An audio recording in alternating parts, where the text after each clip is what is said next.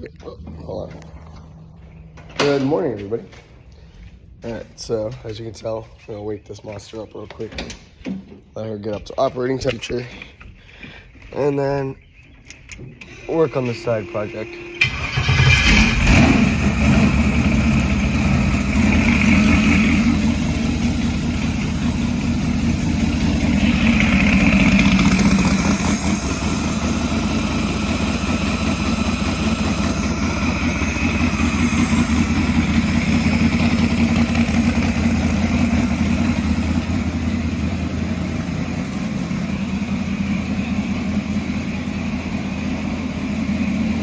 Do on the side project today.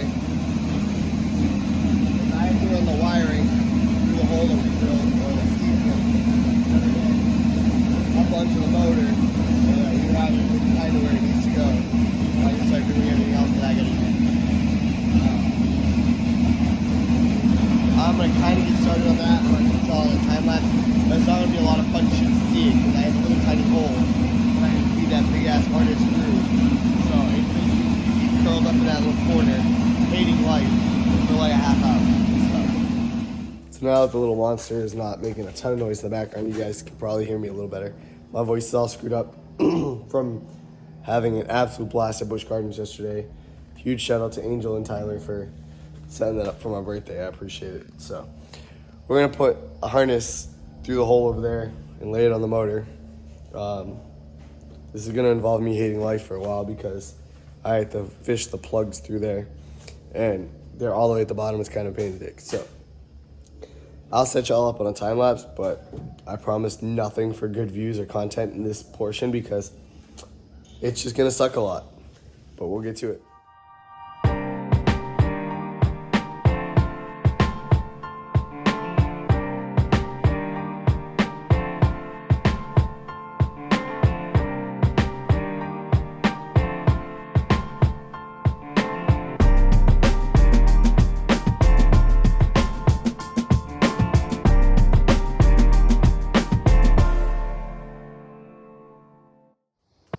Alright, so that wasn't nearly as bad as I thought it was going to be.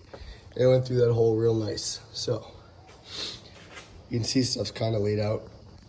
There's a couple of things that don't make sense to me, but we'll take care of it. Like the oil pressure sensor is a different one than what's on my vehicle.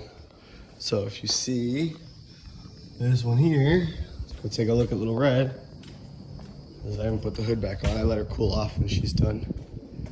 But you look down there, that's a different one. So the Holly plug connects directly to that one. It doesn't connect to this one. So what's gonna happen is I'm gonna take that one off.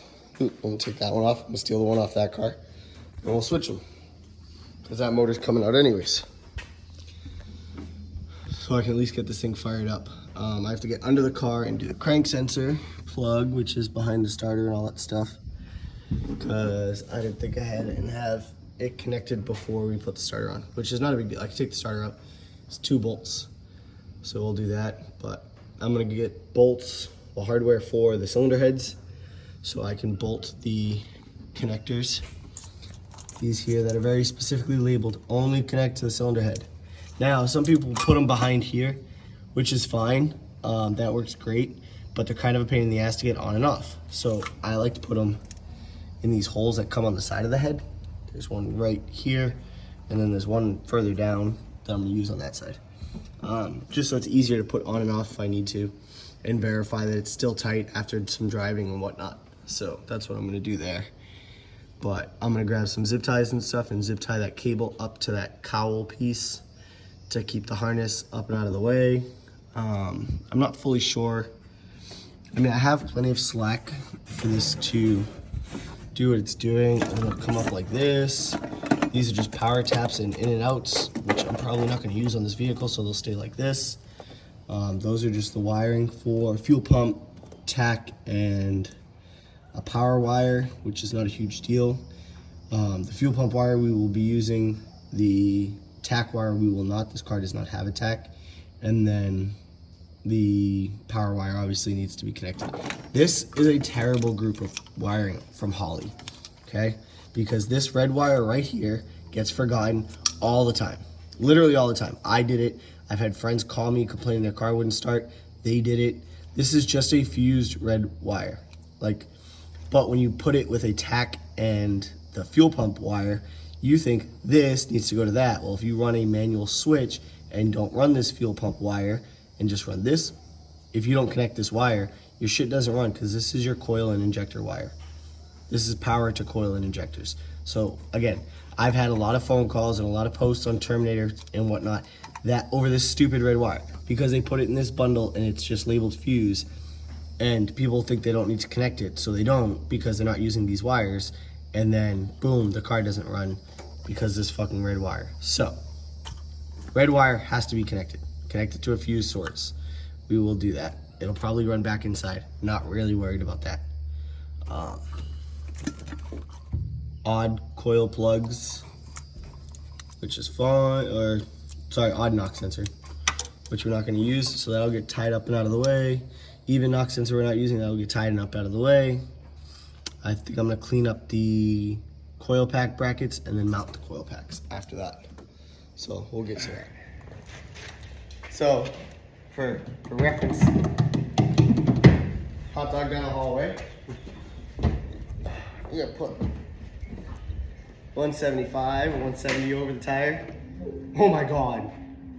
That looks way better. Does it? It does. I think we need to lower the car. Steve, you gotta buy suspension and brakes. It's so much better. It is so much better. Right? Whoa. All right, guys. So, finished on the T-Bird for the day. I'll insert a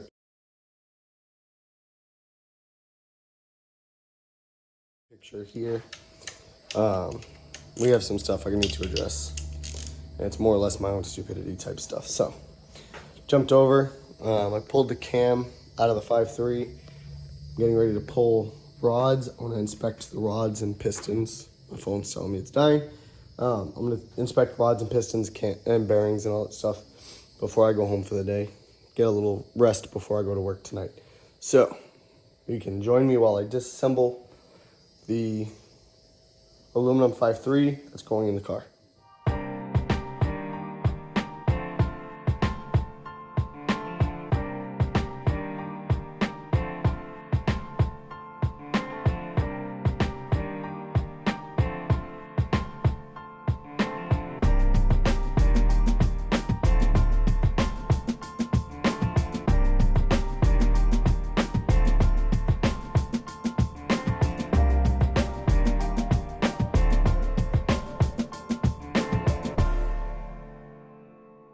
All right, everybody, so stock bottom end's all apart other than the crank coming out. Rods all look pretty good, pistons all look pretty good. There's no unexpected broken ring lines or anything like that, which is nice. I am probably gonna throw bearings in it because I don't really like the way those bearings look. Crank might come out and get micro polished because I'm a little picky about that stuff. But other than that, this looks pretty good. I did just spray a rust preventative on here, and I'm kind of a meatball because it was supposed to be for like paintable surfaces, which change in color. But as long as it keeps rust out of the cylinders and stuff, when I go to ball hone it, it'll come out. So it's not a huge deal. I'm just trying to prevent it from getting too bad so it's not, you know, buried in there and damaging surfaces. But yeah, cylinders all look good. Everything else looks pretty good. It just needs a quick hone. Like I said, a micro polish on the crank because it's not bad, but there's just a little bit there, and I'm not a huge fan. So we're gonna take care of that. But I'm gonna get out of here. I'm exhausted. I'm gonna go get some rest before I go back. So there's the tool here that you've clearly, if you've been following at all, know I don't own, or I didn't own, and I didn't use to do a lot of our fabrication. And I was sick of that. So I picked this lovely unit up from Harbor Freight today so that we can do a better job. I personally want to do a better job. Today is also because I ended up, my plans changed a little bit this morning. I decided it was going to be my day to force myself to do some TIG welding practice with aluminum. So I have a couple of little pieces, and I can cut more if I need to. I picked up a pound, yes, a whole pound of wire and 2 blue tungstens. They're a little thick because my new TIG setup that I showed you guys before is thick. It uses 1/8 inch for everything, so I went with 1/8 inch, but it's blue. It's hard to see that, but there we go. They're blue. The reason I went with the blue over the green was the blue allows me to do titanium if I ever get to that point. So I want to try these out, see how they work. It's kind of a universal, more of a universal. It's like a gray, but I don't want to use Harbor Freight's gray because I feel like those are garbage. So I got 2 of these. Not that I need both. One will go in the drawer for right now so I don't break it or lose it. But what we're going to do is I'm going to weld prep these. The only thing I don't have today, I can look, we might have it, but I doubt it, is acetone. So I'm going to belt sand these flat on both sides. I'm going to wire wheel the edges on both sides, and then we're going to weld it. So it's not going to be the prettiest thing because I don't have acetone, or I don't think I have acetone. So don't kill me. I know I should have it, should be doing it with acetone. I know. I will do that next time. This is a practice thing, kind of rushing. I've been up since yesterday, so I don't want to spend a ton of time here, but I do want to get some practice in. So we're going to do that. I will throw you guys on a time lapse while I prep materials. The wire wheel is back there. You can't see it because there's a trike in the way. So let's get started prepping some stuff. This is only going to be an aluminum day, so let's see how we can do it.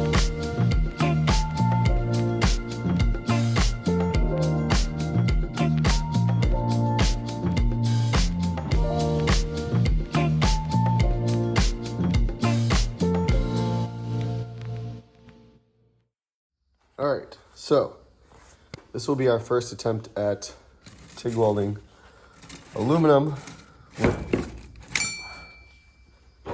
the Vulcan Pro TIG 205. Hopefully, I don't zap the fuck out of myself, which I probably will. And it's gonna suck, but we'll try not to. So I'm gonna tack it, and then we'll move it onto the table for full weld. Like I said earlier, I am using the green torch in a number 8 cup on my flex head, and we'll see how this goes. Try and not touch myself on anywhere that's bare. Come on, adjust. Stupid thing. Can you adjust for a second, please? Helmet is killing me. Good. Move the pedal over.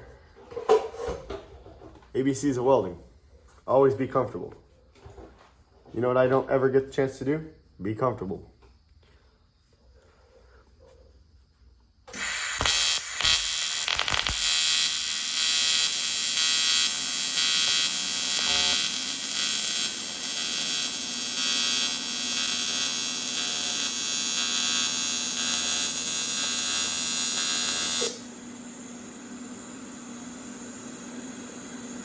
Oh, that worked really well. Like really, really well. That's not even bad. Oh. All right. Now let's see. They got decent penetration too. All right, so now we're gonna flip it. Oh, hot. And flip it so we can get the other side tacked up. Because, you know, fitment is everything. Oh, that worked really freaking well. To be perfectly honest, at my other shop, we struggled with our Pro TIG and it working on aluminum, so that kind of surprised me.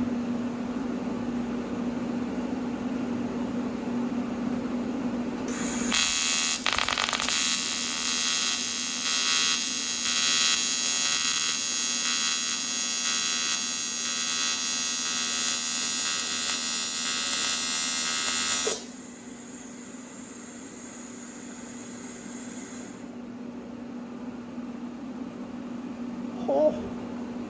Oh. I think I guessed my settings right the first time. That's freaking amazing. Ah. All right. Now,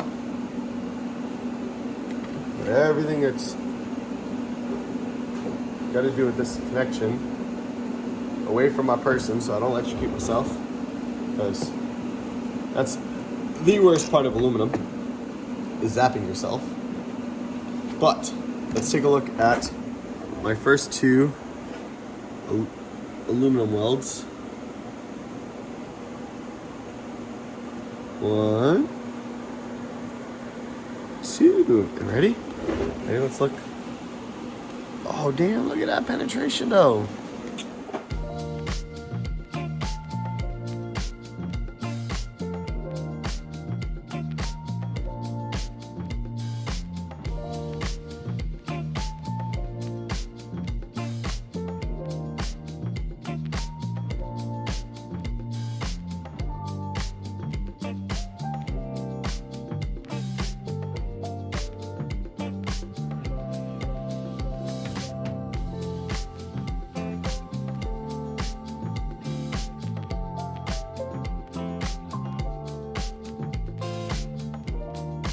So obviously that was an ugly spot, but you can see the second weld. Ooh, sorry. Had some good stuff to it. Ooh, I'll go back this way. This is not bad. And then penetration. Not bad, not bad.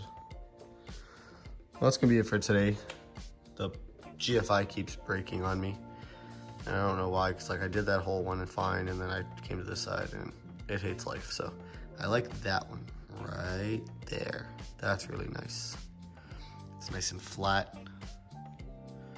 Means the penetration's probably really good. So, but so not bad. It's not bad. That's it for today. As always, comment, like, share, get up and get after it.